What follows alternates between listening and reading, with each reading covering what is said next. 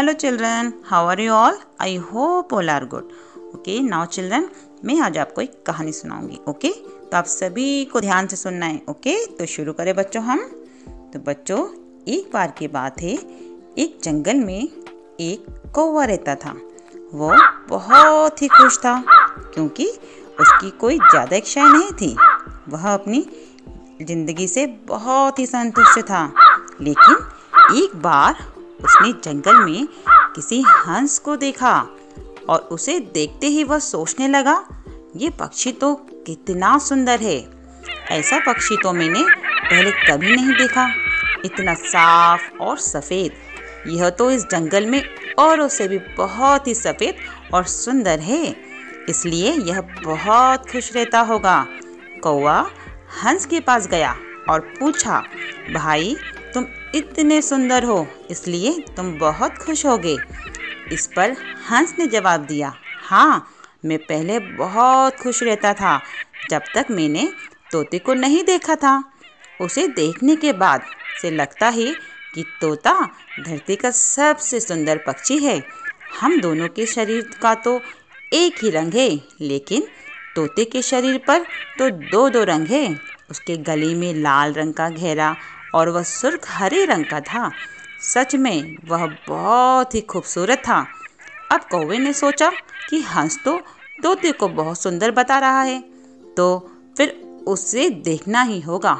कौवा तोते के पास गया और पूछा, भाई तुम दो दो रंग पाकर बहुत खुश होगे.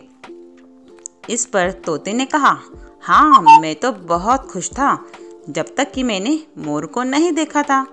मेरे पास तो दो ही रंग है, लेकिन मोर के शरीर में तो कई तरह के रंग है. अब कौवे ने सोचा, सबसे ज़्यादा खुश कौन है, यह तो मैं पता करके ही रहूँगा. इसलिए अब मोर से मिलना ही पड़ेगा. कौवे ने मोर को जंगल में ढूंढा, लेकिन उसे पूरे जंगल में एक भी मोर नहीं मिला. और वह मोर को ढूंढते ढूंढते चिड़ियाघर पहुंच गया तो देखा मोर को देखने बहुत लोग आए हुए हैं और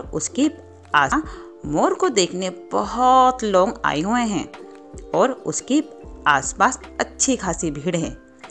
सब लोगों के जाने के बाद कौवे ने मोर से पूछा, भाई तुम दुनिया के सबसे सुंदर जीव हो और रंग बिरंगे हो. तुम्हारे साथ लोग फोटो खिंचवा रहे थे, तुम्हें तो बहुत अच्छा लग रहा होगा और तुम तो दुनिया के सबसे खुश पक्षी हो.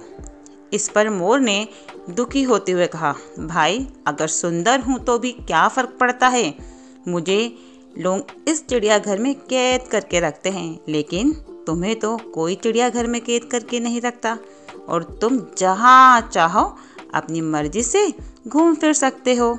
इसलिए दुनिया के सबसे संतुष्ट और खुश पक्षी तो तुम्हें होना चाहिए, क्योंकि तुम तो आज़ाद रहते हो. कौवा हैरान हो गया क्योंकि उसके जीवन की अहमियत कोई दूसरा उसे बता गया. तो बच्चों, कैसी लगी आपको कहानी? तो बच्चों, हमें इस कहानी से क्या शिक्षा मिलती है? हाँ, कि हमें अपनी तुलना कभी भी किसी से नहीं करना चाहिए.